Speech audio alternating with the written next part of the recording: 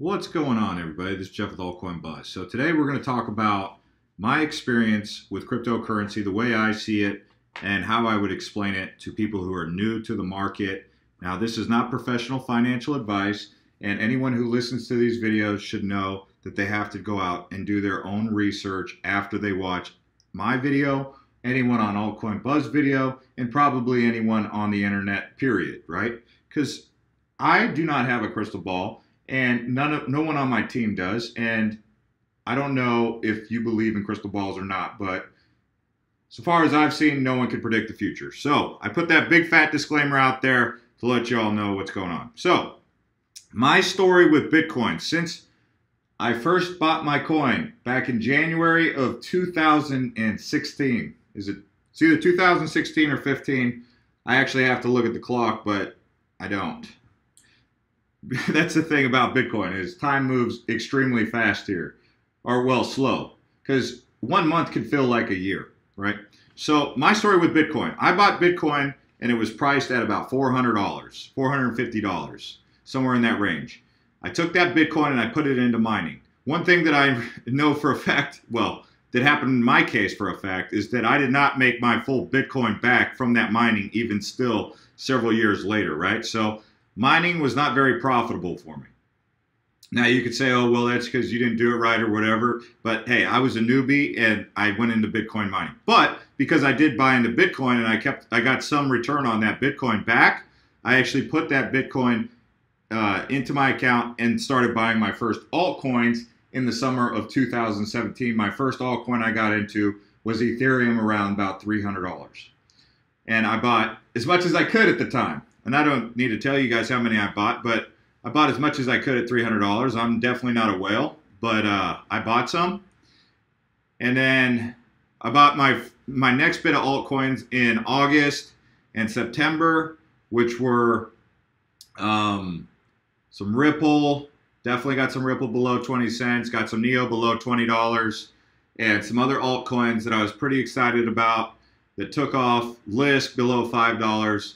And they're still up even since then. But the point is that 7 months was a long time, enough for positions to mature, even in up and down cycles like we're seeing now. So these kind of things do happen. So you have to be able to manage your expectations. That's another thing I want to talk about, is whenever you see euphoria, as a general rule of thumb, just based on what they say about markets, whenever you see euphoria, that means that you're in a bubble.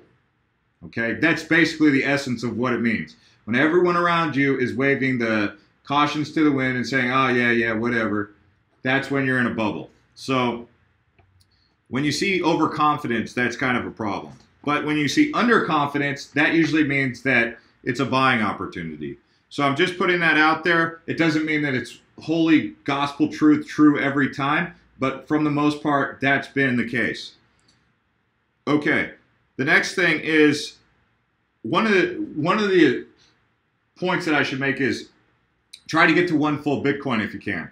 And sometimes the way that it was really accurately said to me is every time you're buying an altcoin, you're betting against Bitcoin. So the altcoin that you're taking out a position in, you're basically saying that this thing's going to perform better than Bitcoin, right? Or Ethereum. So if you take, let's say you take 0.1 Bitcoin and you put it, so all of that into EOS. So $8.17 is what EOS is sitting at. So BTC, if you take the current market value of BTC, 9,737, and you get a fraction of that, which is 1/10, 0.1, that would equal $973, right?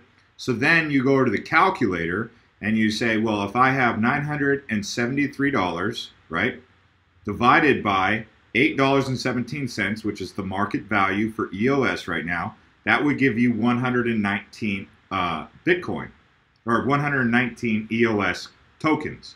They're about to be a coin, but they're tokens still. They're built on the Ethereum blockchain, but they're supposed to be the Ethereum killer, right? Funny. No, it's possible. You'll hear that term tossed around too. So that's just some general math of how to perceive that. You can see EOS sitting here at $8.17. The thing that people would also point out to you, that I'm not going to go into too much detail, But one thing that I might recommend that you learn is the Satoshi count. These numbers over here are Satoshis. In this chart, they're pretty similar, the Satoshi to the dollar, but you will want to learn about the difference between studying and understanding the BTC price versus the USD price. So another thing that I want to talk about is taking profits when you are in when you see that people are in euphoria, and also trying to get some of your money back out of the market. And because you're investing here, if you're trying, you could be looking at it like this. You could be saying, well, Jeff, that's trading or that's investing. But what I'm saying is, if you have extreme profits, sometimes 5 to 10 times on a position, maybe that's the time that you take some profit. So consider that, okay? I'm not saying that you're day trading, but if you get really successful on a couple of your positions and you're up 5 to 10 times, and I don't know, that's where you have to draw the line for yourself. Is it 3 times? Is it 15 times? I don't know. But if you see where you're really up a lot, take some profit. Now remember, this isn't professional financial advice, and you need to see your tax consultant for that, but that's just my comments on that. So that's pretty much my main gist of it. Now, if you wanted to know about the difference between some of these coins, so Bitcoin is the primary coin. Every other coin is considered an altcoin.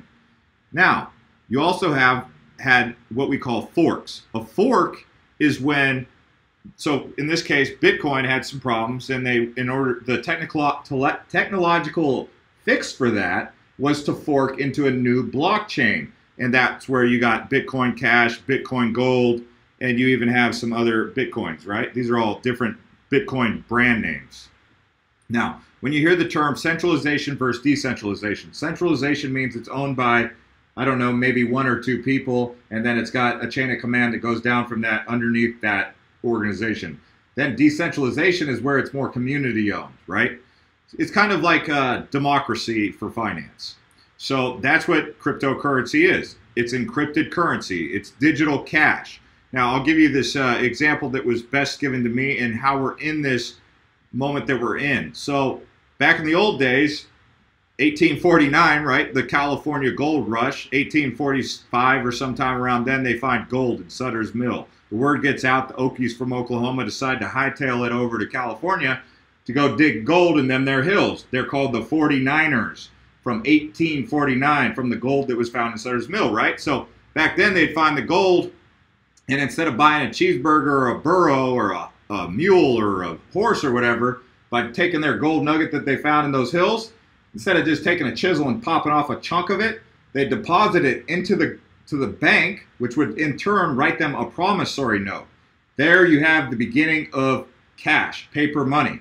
So because that promissory note had value, let's just say that your gold nugget back then was worth $15. They'd cut you a piece of paper that'd say $15. But then they had a problem where they said, well, what happens when you're just buying something that's really easy or cheap? I can't just give them a $100 bill or one $100 bill, right? Because how are they going to get change? So then you have dollars and cents come into the equation as mathematics put their brains behind the technology, and they solved it. This is what you have right now in today's modern day gold rush with, well, cash rush, right? Because cash rush happened in the 1900s, really, when it fully was backed by, I believe it was 1913. I want to say Woodrow Wilson enacted the Federal Reserve, and we had a change of currency then. That was about 1913. To all you history buffs, you can correct me on that. I'm not claiming fame here as an economics historian, but you guys get the point. So paper money was a technology that was a step above precious metals. Now you have this evolution into digital cash. And so people who are wondering, is Bitcoin a Ponzi scheme? Is this thing a Ponzi scheme? Well, I don't personally know the big players in it. I know that they're named like Winklevoss twins, and there's a couple others like Mike Novogratz and Roger Ver. You know, there's some John McAfee. There's a lot of big people in there. And those are just to name a few. I mean, you can name so many. There's so many people at the top of this food chain here. I don't call it a pyramid because I actually think that this digital cash through encrypted currency, because that's what crypto stands for. The abbreviation for encrypted is crypto. But encryption is the main word, right? So, and if you don't know what encryption is, the best way I like to explain it is when the Navajo code talkers back in World War II were sending messages in Navajo because the Japanese were unable to intercept those messages. So that's where you have this encrypted language, and that's what encryption is. Instead of saying whatever the ledger would say, that this is John Doe's bank account, he bought 15 trousers and 6 shirts for work, it would basically, all of that would be uploaded and then encrypted into a set of numbers that are alphanumeric. So it could be alphanumeric and special characters down the road, but so far as I've ever seen it, it's alphanumeric, meaning numbers and letters. And that's encryption. And that's where you get the term cryptocurrency. The blockchain is the process, is the science behind it, the algorithm that basically protects that encryption from ever being hacked. Okay? And this is just the very beginning of, but this is just giving you an idea packed into one video to get you guys started. So I could go a whole lot deeper, and I can. If you guys want a part 2 to this, just let me know in the comments, and then we'll extend that out and make a part 2. If you guys are good and you don't need a part 2, then let me know you don't need a part 2. Also, thank you to everyone who's been subscribing to this channel and liking these videos, because the people who like this video, in my opinion, are very loyal fans who I like to continue to create content for. If you don't have it in you to like this video because you don't like it, okay.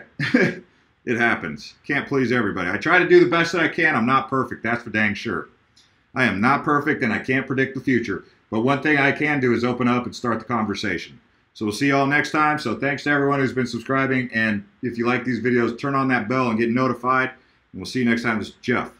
Oh, check us out on Twitter, AltCoinBuzzIO. You can also catch us on Facebook and Instagram right here. Twitter is where I mostly hang out. I also do post on Instagram. So AltCoinBuzzIO, you can catch up with me at BlockchainJ on Twitter. I'll show you real quick. And that's me. Not a professional at giving financial advice.